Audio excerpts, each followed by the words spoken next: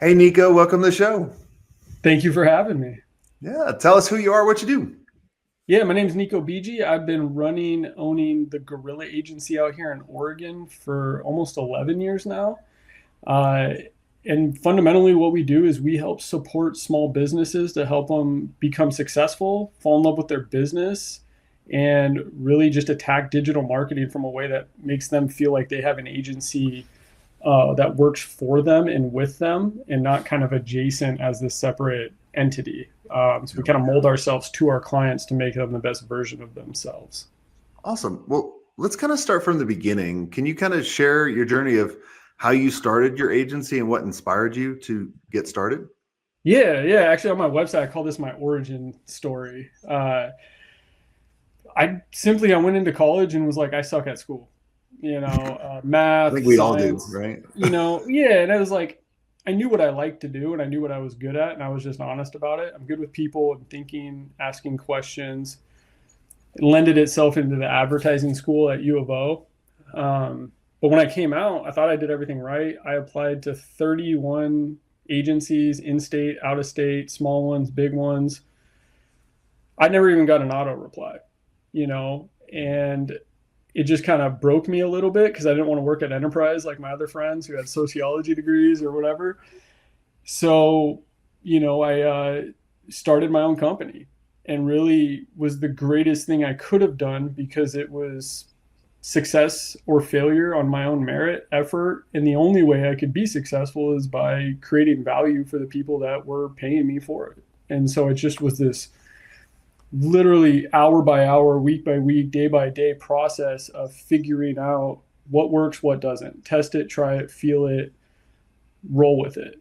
And so what we ended up doing was we do it at Gorilla first. If we see it, feel it, it works, then we'll roll it out with a client, do the same thing, more clients. So we don't promote, push, do anything that doesn't have some sort of tangible value or data point to it.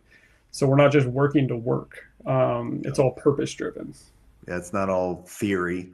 It's Yes. actually stuff that actually works. You know, you were chatting with Darby, before the show, and he was telling me you guys sell on outcomes.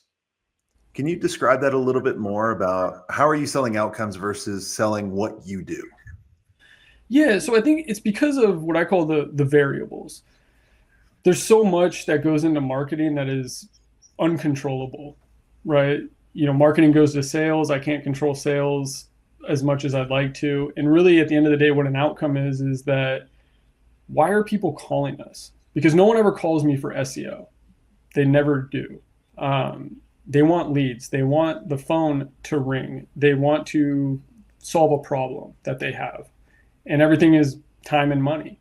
And so when we really meet with our clients, it's my job to kind of decipher what they mean. Oh, you need to be on Google. You're not finding yourself on Google. Okay, I know how to attack that, right? Here's what we're going to do. But I always ask why.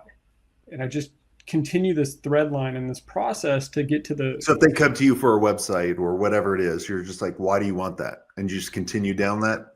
yeah. And what ends up really happening is it lends itself to a feeling they have that they don't like, such as a website, which is like, old company did this, I don't like it, doesn't display my services. Okay, well, why? And you just keep going. Or it's leads. And I just try to be honest about it. Is you want the phone to ring.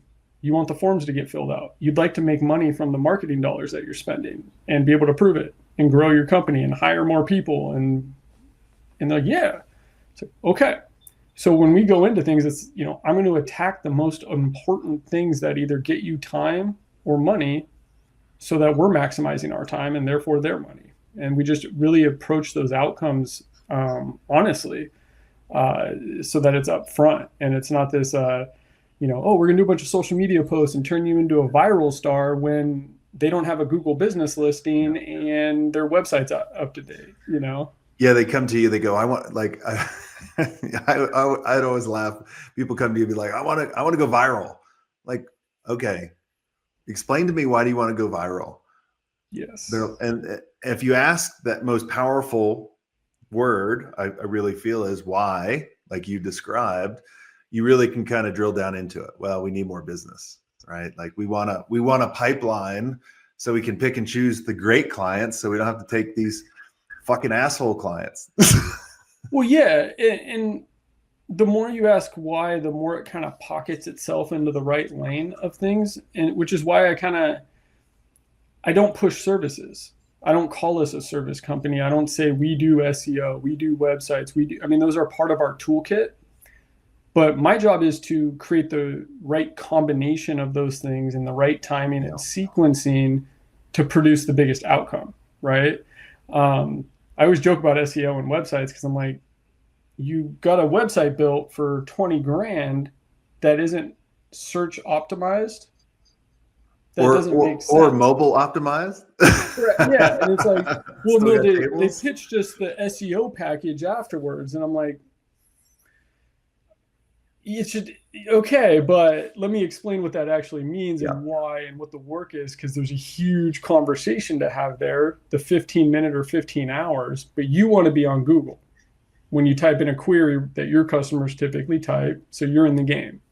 They're like, well, yeah, that's what they said. And I was like, okay, that makes more sense than, and so you just have to really decipher it, because I don't expect a customer to call me and know everything about my job. Just as much if I call a plumber, I'm not going to tell him how to do his job either. Yeah. Right. I mean, your clients are going to be ignorant to the process and ignorant to what they want. So, I always looked at it as I'm going to position what they actually need. And that sounds like your approach versus what I want to sell them. And a lot of times I would shock the prospect. I'd be like, look, you came to me wanting this. This is normally around this. And they're kind of eye-opening, but you don't need that. All we need to do is this right here, which is probably a quarter of the price. And as soon as you do that, what do you build? You build a massive amount of trust, because every other Dick and Jane are selling, what they want to sell them and what that client asked, which is going to get a great looking website that does nothing. Yeah. And they don't explain why either, or the process or the intention. And I think that's a big part of this job that gets missed a lot. I mean, if I interview 100 clients, I bet you 100 say they have no idea what the other agencies were doing. Yep. When I onboard people, I'm like, do you have a, people talk about SEO. I'm like, okay, well, what keywords were you attacking? We don't know. Oh, what was the last report? Well, I don't know. They sent me this PDF. I'm like, did you read it? And they're like, we couldn't. It didn't make sense. It's like, did they walk you through it? No, the guy who sold us disappeared, and we just got email updates, right? And I always use those every individual meeting as a way to kind of reverse engineer our process, because I would rather make things more complicated for myself and the team so that it's easier for them, so they understand what every dollar is doing, whether it's time or money or ads or this. And it's because a lot of those reasons I have to hear those stories. I have to listen to the person who just spent 15 grand on a website that they can't log into. And I have to tell them I have to rebuild it. And I hate that, Yeah. Well, we got to make it very simple. And what I realized this week, the type of personality that you need for your operator, or even in your sales, or in part of your sales, process. We every month we have a member go over a strategy that they're crushing it on, and one of our members started walking us through how they make everyone on their team mini CEOs for each of their roles. And so Chris was like, well, my CEO came up with this, and she could present that to the mastermind. I was like, perfect. And I was asking her before we hit record, like, what's your background, right? And like, I was thinking like operator, right? It was a teacher. Mm-hmm. And that made me think of something, right? And this also, why I was so good at sales and I was so good at picking salespeople, I wanted to know the people that made it very simple, where like a fifth grader could understand, right? And what I realized again, listening this week, was this person like ran and managed like a fifth grade or even a high school room of like 30 students. That takes a lot of like a lot of Right. patience. You have to talk to them very differently, all that kind of stuff. And I was like, that's what we need more for our COOs, but that's also what we need for our sales advisors, Mm-hmm. right? For Yes. them to dumb it down, make it really, really simple. In so many respects. I mean, even just what we did recently and how we broke things out, because it's not your ability to do the work. We can all do the same things. Anybody who says they're different, have a quick fix, this, that, is not telling the truth. Yeah. It's your ability to articulate a complex topic so the person who you're supporting understands it, buys into it, and supports you too. Because I can do all the content in the world, but without my client, it's only good at 70, 80%. Yeah. It's the 20 that I demand and I look for. And my ability to go get that is all those soft skills that come into play to get them to buy in, right? And what I found is even on a team, the classic agency method is, one person can only handle 3 or 4 accounts, and then that's why you get the account. I call it the monster. Then you get the account managers, the assistants, the interns, the sales cycles. And to me, it was always about the many hats. If you want to be the general, get on the front lines and learn what it's like. Because if you don't understand the work that goes into developing a website, right, you're never going to respect SEO. You're never going to respect design or content development or anything else. So everybody on my team has a full understanding of everybody else's role before they kind of jump into the driver's seat. And I really just take that approach because to me, it's not SEO, this, it's words, graphics, code, right? People. Yep. And when you break it down that way, you can not only handle more work product, but it makes each person more committed to their individual areas too, because it's words on a website, social post, blog post, whatever it is. But you have to respect everybody else's job. So I say on my team, no one is above anybody. We are all in line on this machine running this thing. And without fuel, it don't run. Without operators, it doesn't, stay maintained. And if we're not all working in sync, it will fail, But I think you can get buy-in there and you get a lot more accountability to the process too. Oh, so. Big time. Yeah. It was always, I would want to educate the prospect and the client so much that they could go do it themselves. Mm-hmm. But you said something in the very beginning of the podcast. I make people money and I save people time. Right. And most people want to understand how you're going to get them the result. Because they could, I could build a house. I could be a general contractor and build a house. Now it's going to take me, 7 years, right, of putting it all together. And I'm going to spend way more time so that now I'm not valuing my time as I would if I just hired someone and paid them 10% to build my house or build my website or whatever it is, right? That's what we need to understand. I want to talk about I know there was probably a lot of challenges you guys went through along the way. We all have, right? Can you share one of them or that kind of reshaped your thinking or your approach to the agency? Yeah, there's a couple really specific ones. Really early on, we got a big client. I think I offered him $7,000 a month because it was so much work and it was the biggest deal I've ever done. And it was the only time where someone came back to me and goes, I'll give you 10. And I've had a couple of clients that way, that which you love, but then you're like, what am I getting into? Yeah. A big daddy, if you will. And I took a step back because after 3 months, I actually walked away from it. And it wasn't because we weren't ready. It was because to me, I wasn't doing the thing that I knew I needed to do in the way I needed to do it. And so what we ended up doing was I spent 2 years rebuilding every individual piece of the business, from the on-page, off-page SEO work, design, development, content, everything. And I only thought about the customer and their not only success, but our way of making sure that it was, easy to get the information, the assets, all these different things. And it kind of forced me into this situation of isolating my brain and just peeling the onion back.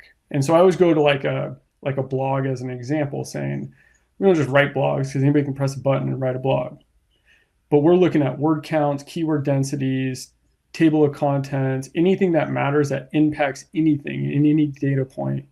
We have built out systems for, and it created this reverse engineered strategy that we really apply now, where it's not just what the client's telling us at the beginning. We kind of take this step back and we create something unique each time with our toolkit, as opposed to just doing what they're telling us. Because sometimes that sets you up for failure right off the bat, just like that client did, where, he wanted us to do all these things he thought he needed.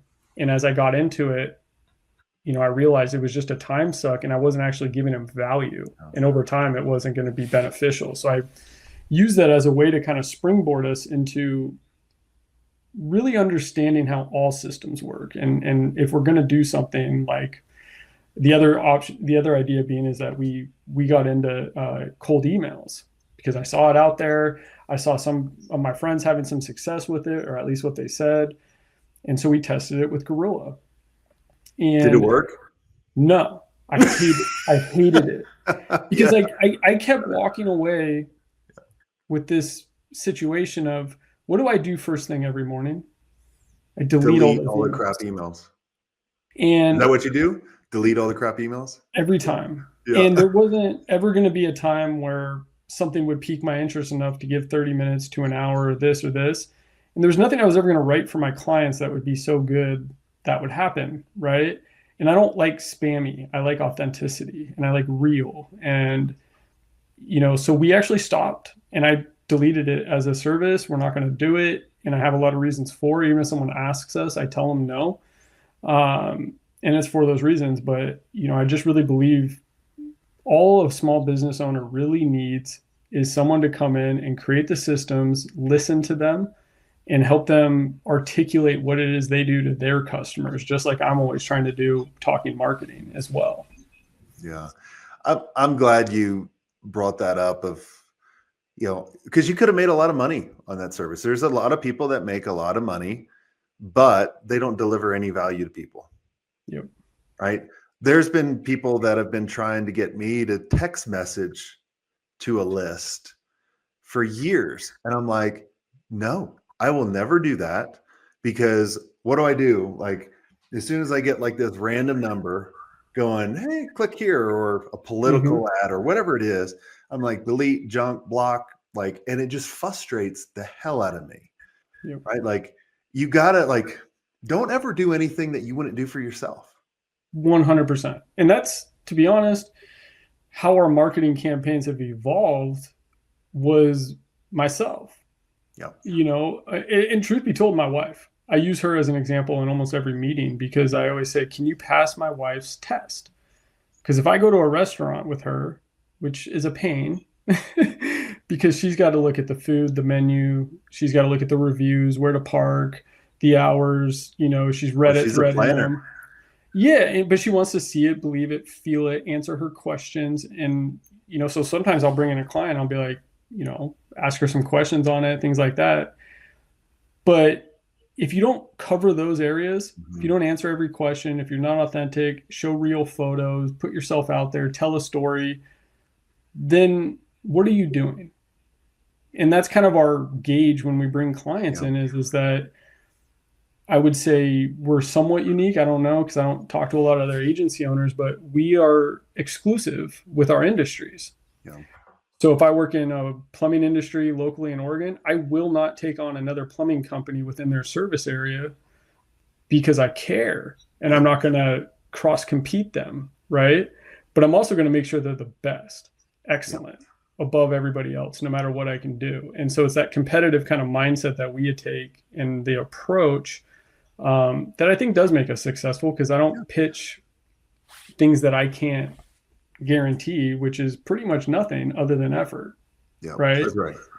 I always love the quote from one of my favorite movies, Tommy Boy. He's like, well, if you want a guaranteed on the box, I can, put that on the box, scrap in the box, and mark it guaranteed, but it's not going to get you anything. It's one of my favorite movies. But it's so true. It Yeah. really is.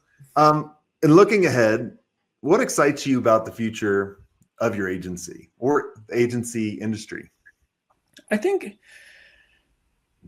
my excitement is built off the fear that I have right now. What's that? Actually, What's the did fear? I did a big Reddit post about this, and actually somehow got us one of our biggest clients recently. And I talk about the rise of AI and what I see it doing from not just like the marketing standpoint, but I kind of split it into two worlds: the consumer side and then my side. On the consumer side, it scares me a little bit because there's a data point that says like however many people actually use the paid GPT or software or whatever, and it's like 4%. And I know what all these systems do. And I'm like, I started getting text messages I could tell was GPT. People think things are quick, easy. It's kind of You mean the no fluff in the yeah. And it's like a good example would be I had a guy we do social for, and he's texting me as I'm driving, goes, "Hey, I got this event coming up next week. Can we do the Facebook ads and get that thing going? Blah, blah, blah. Thank you." And it was all in GPT. And I'm like, what is this? He did the communication to you one-on-one through AI? Yeah, he copied a GPT output, texted it to me as if it was like a command, if you will. And I'm sitting there going, knowing everything that goes into a Facebook ad for an event with the information I need, the assets I need, the video work, the photography, the writing, the test, A/B split testing, and the budget. And he needs it in a week. And I'm like, and so that part kind of scares me a little bit because it kind of takes away from the professional skill sets that we have. But then I think on the other side, the opportunities that I see is that without something like AI, I wouldn't be able to overwhelm my clients with the amount of service that we do give, because there's so many menial tasks, right, that are boring, time consuming, that just have to be done. A website, for instance, is, half of it I can't get around. It's the non-pretty stuff. And so without good tools and software and your ability to use those softwares, things would be 10 times more expensive. And so I like that ability to really overwhelm a client with so much resources.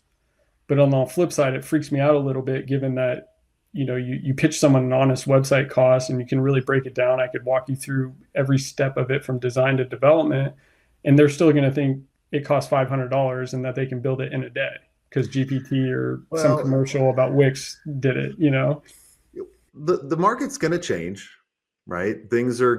Some things are going to get quicker, but what's not going to change is the human connection. Yes. I always tell people right now, and this is kind of, when I started my first agency was in 99. So it was like the .com era. Put a .com on it, huge valuations, right? Put a .ai on it, right? Like huge valuations right now. And I feel like we're in like a bubble. And I think so many people are so overwhelmed by all the different things out there, right? You possibly can't go through all these tools and all these softwares that claim all these things, right? As this huge lightning bolt hit the mountain. That's sick. Did you hear that? Yeah, that's sweet. Yeah, that's pretty cool. Right? It was the perfect timing, right? You can't do it all yourself. Right? I thought you had a soundboard. No. Literally, I saw the lightning bolt. Boom. Hopefully, it doesn't start a fire on the top. But like, I truly believe is like your network is your edge, because as the people you surround yourself with, right, whether it be the different agencies that you have, the different advisors, different people that you hang out with, all these, that's never going to change. You put all those people, they're going to outperform just one person trying to figure it out by yourself. So, coming back to, kind of where I was going is, it goes back to that question. I think Jeff Bezos kind of told someone to ask him, they asked him, like, what's going to change in 5 years? He's like, you're asking the wrong damn question. What's not going to change? Yeah. And that's what I'm constantly focusing on, on business, because change is going to happen and we're going to adapt. Yeah. Adapt or die. That's how I look at it. And I think about this every day, seriously, because I think any marketing person's ability to do marketing, you know, that's, yeah, you got all your stuff and your team and your day-to-day work, but I think your ability to take a step backwards and reflect on just normal everyday behaviors, like, you know, I always go back to my wife looking for a mole. We had moles in our front yard, and I was just watching her one day. It was like in the peak of spring, and I'm watching her search on her phone, and I'm like, how did you pick this company? Why did you pick it? I'm just asking her 100 questions. She had no idea why I was asking her. I was just super curious. And I was like, did you call her? Did you fill out the form? You know, well, I have kids and, you know, I can't really just fill out a form and wait. So I just call. Okay, what do you look at the site? She's like, oh, FAQs. And then I go to the service. And then why'd you pick that company? All the reviews and then, you know, things like this. And I always take a step back thinking about me doing a service. I'm like, if I'm going to spend more than $1,000 on something, I'm going to do some research. And it really validates what our approach is, which I think is pretty simple, is your ability to put information online in the user experience. People are going to go to your site, and in 1 second, they're going to know whether they're in a good spot or a bad spot. We can fix that. If they have questions, we can answer them. If there's search queries that go on, we can get more links and get you more traffic that way. We can fix that. But it will only ever be as good as its authenticity is. Mm-hmm. And so the questions have to be real. The answers have to be real. The photos need to be real. And that takes buy-in from the clients in a unique way of, you know, absorbing their information to essentially become them, almost like a better version of them for them. And I always think about that user experience is that if someone's looking for a water heater, you know, I can look at install, replacements, repairs, you know, whatever version of that terminology. But I always think back into like, okay, well, what is making them go to the computer, type that out, make the call, and how do we create that action, right? And we just reverse off of that and get buy-in. And I think that when you simplify things and you take a step back as a consumer and you realize all we ever really want, even with AI and all this, solve the problem. Yep. For a fair price and make sure I understand what my money's going towards and do a good job, right?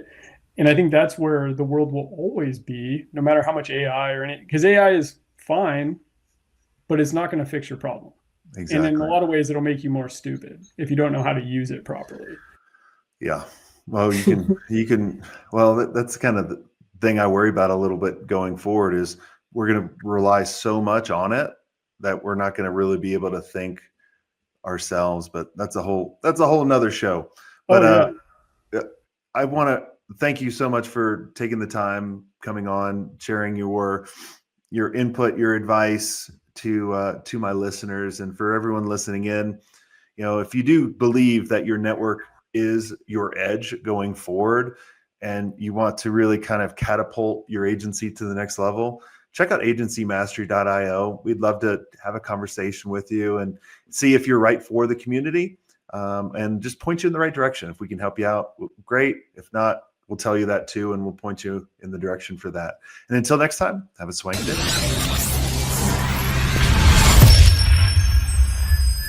I hope you enjoyed this content. If you want more content like this, make sure you click on the link on the screen or check out your most popular podcast platform where the full episode is there.